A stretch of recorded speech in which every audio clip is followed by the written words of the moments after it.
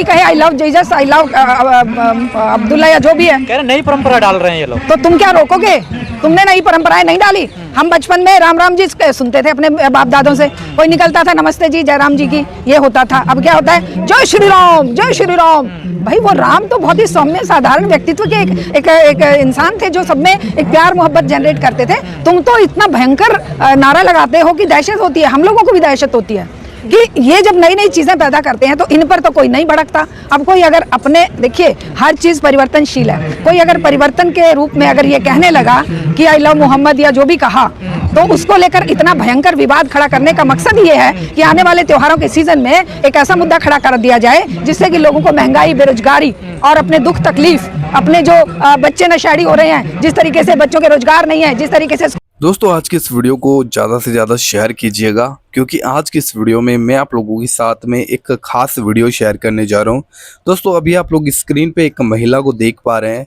दोस्तों एक हिंदू महिला है, लेकिन देश के अंदर जो मुद्दे उठ रहे हैं, हिंदू मुस्लिम को लेकर, ईसाइयों को लेकर जो मुद्दे उठ रहे हैं, उन बातों के ऊपर इस महिला ने कितनी खूबसूरती से बहुत सी बातें कही हैं। दोस्तों यहाँ पर इन्होंने बोला कि अगर कोई आई लव जीसस बोले, आई लव मोहम्मद बोले, तो इसमें क्या प्रॉब्लम है?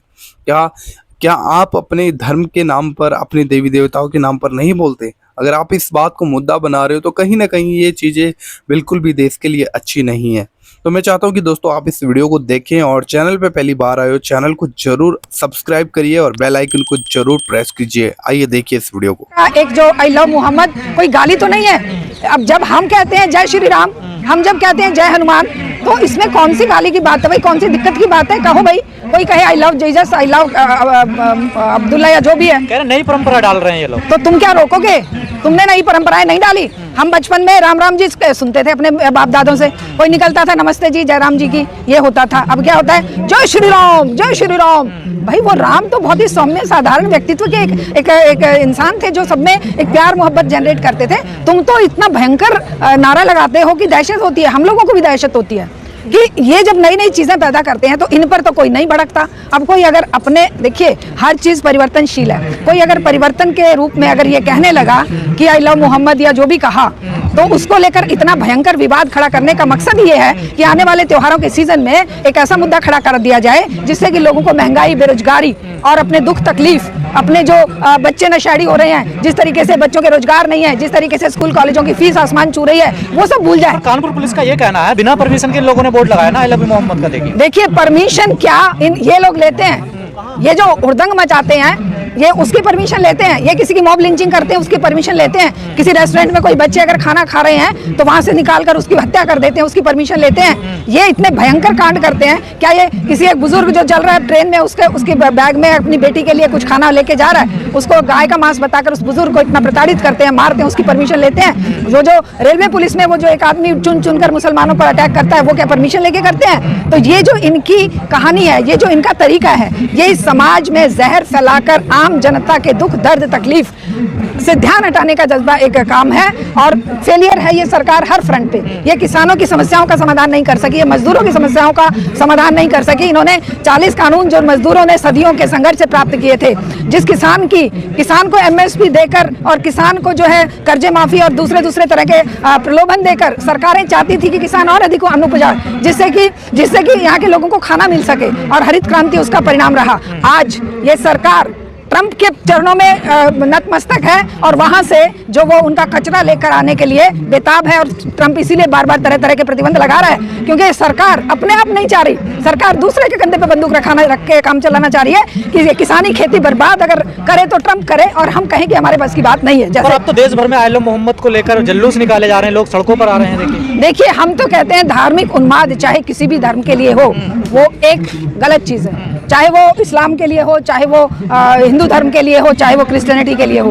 उन्माद अपने आप में गलत चीज है, लेकिन सबको अपनी आस्था, अपना धर्म मानने का और अपने धर्म में पूजा अर्चना करने का अधिकार संविधान देता है। संविधान के आर्टिकल 14 से लेकर 35, 36 तक खुली आजादी देते हैं सबको कि भाई जो मानवाधिकार मानव ने 1948 के यूएन चार्टर में इंक्लूड करे, उन्हीं पर बेस्ड हमारे ये अधिकार हैं, मौलिक अधिकार। उन्हीं मौलिक अधिकारों की प्रैक्टिस करने का अधिकार अगर कोई सरकार या कोई उद्दंड ऑर्गेनाइजेशन छीनती है और सरकार उसका सहयोग करती है, तो वो सीधे सीधे अटैक कर रही है हमारे संवैधानिक अधिकारों पर ये धार्मिक मुद्दे कानपुर से शुरू होकर आपकी तरह पूरे देश में फैल गए। देखिए महाराष्ट्र में, उत्तराखंड में हर जगह जुलूस निकाले जा रहे हैं, प्रोटेस्ट हो रहा है। देखिए ये इसलिए होता है कि जहां पर शिक्षा नहीं है, जहां पर रोजगार नहीं है, जहां पर जीवन मूल्य नहीं है, जहां पर संवैधानिक मूल्यों का सम्मान नहीं है, उन्हीं स्टेट्स में आप देखोगे कि इस तरह की हरकतें होती हैं।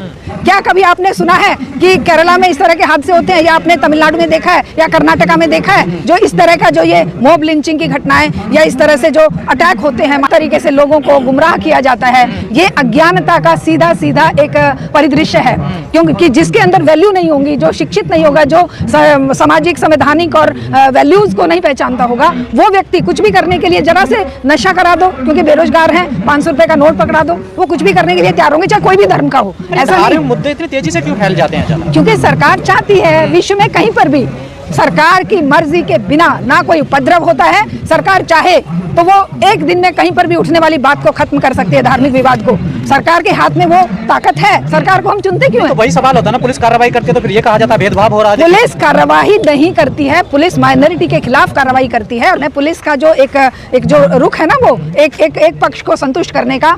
आज पुलिस प्रशासन या कोई भी जो संवैधानिक संस्थाएं हैं पर्टिकुलर धर्म के फेवर में झुकी हुई हैं, पर्टिकुलर सत्ता के फेवर में झुकी हुई हैं, क्योंकि वो सत्ता जो उनको दहशत और प्रोटेक्शन में बनाए रखे हुए है। लेकिन ये जनता की आवाज, जन आंदोलनों का ये कर्तव्य बनता है, जनता का ये कर्तव्य बनता है कि इस तरह की जो सत्ता मनमानी कर रही है, जो जनता के हक अधिकार को छीनकर माइनॉरिटी के बीच में और मेजॉरिटी के बीच में इस तरह का भेद पैदा कर रही है, उसके विरोध में मेजॉरिटी पीपल आवाज उठाएं, जो शिक्षित हैं, समझदार हैं, जो खुद को ये कहते हैं कि भाई हम तो संवैधानिक वैल्यू देते हैं, संवैधानिक वैल्यू को महत्व देते हैं, वो आज जनता को सड़कों पर आना चाहिए। ये जो आवारा गुंडे बदमाश सड़कों पर घूम रहे हैं, उनकी जगह आप जैसे हम जैसे लोगों को समझाने के लिए सड़कों पर इन धार्मिक मुद्दों के बीच में जो जनजीवन के मुख्य मुद्दे हैं, जिनसे जीवन चलता है, वो सब दब जाते हैं। वही तो चाहती है ये सत्ता। और क्या चाहती है? सत्ता को कोई फर्क पड़ता है? सत्ता को कोई हिंदू मरे, मुसलमान मरे, दलित मरे, स्वर्ण मरे, महिला मरे, युवा मरे, कोई फर्क नहीं पड़ता। वो खुद मरवा भी देंगे। सत्ता को चाहिए कि कोई सवाल करने वाला ना खड़ा हो जाए। सत्ता ये चाहती है कि सबके मुंह पर धर्म का ताला लग जाए। कोई बोले तू देशद्रोही है, तू मुसलमान है, तू पाकिस्तान चला जा, तेरा तो ये तू नाजायज कर रहा है, मतलब उसको ही शर्मिंदा कर देंगे, जो जनता की आवाज उठा के जेल में डाल देंगे। सीजीआई साहब को कहा जा रहा है ये हिंदू विरोधी है, बताइए। वो तो कुछ भी कहेंगे, क्योंकि उनका काम है कोई भी ऐसा डिसीजन सीजीआई की तरफ से ना आए जो जनहितैषी हो या जो न्यायपूर्ण हो। वो अन्यायपूर्ण डिसीजन, चाहे वो बाबरी मस्जिद का मामला हो, चाहे वो 370 हटाने का मामला हो, चाहे वो किसान मजदूरों के हक मारने का मामला हो, चाहे वो 5 साल से पड़े हुए युवाओं का जेल में बेल ना मिलने का मामला हो, उनके लिए वो वाहवाही करेंगे कि वाह बहुत अच्छा किया, वो बेचारों का चार्जशीट भी फाइल नहीं हुई और उनको 5 साल जेल सजा अभी काटते हो गए। तो ये सत्ता के जो पद पखार कर विनती करने वाले जज होंगे या प्रशासन होगा, उनको वो प्रमोशन देते जाएंगे, और जो सही फैसले देने वाले लोग होंगे उनको वो क्रिटिसाइज करेंगे कि उन्होंने हिंदू धर्म के खिलाफ जाकर टिप्पणी की है, हिंदू देवी देवताओं के खिलाफ। हो सकता है कि वो तुम्हें लग रहा हो, लेकिन वो मानवता के फेवर की बात हो, क्योंकि मानवता के हक को लेकर ही, मानवता को लेकर ही इंसान आज जिंदा हुआ है और इतनी प्रगति करके यहाँ पर आया है। अगर इस तरह के हादसे, इस तरह की मार काट आदिमानव के समय पे रही होती तो कोई इंसान बचता, फिर यहाँ पर शायद डायनासोर का राज होता, डायनासोर होता इस पूरी पृथ्वी पे। ये तो क्या देश धार्मिक मुद्दों से ही विश्वगुरु बनेगा, हिंदू राष्ट्र बन तो रहा है। वो बेड़ी सुनिए ना, हथकड़ी बेड़ियों में बांधकर हमारे युवाओं को फेंक दिया जा रहा है।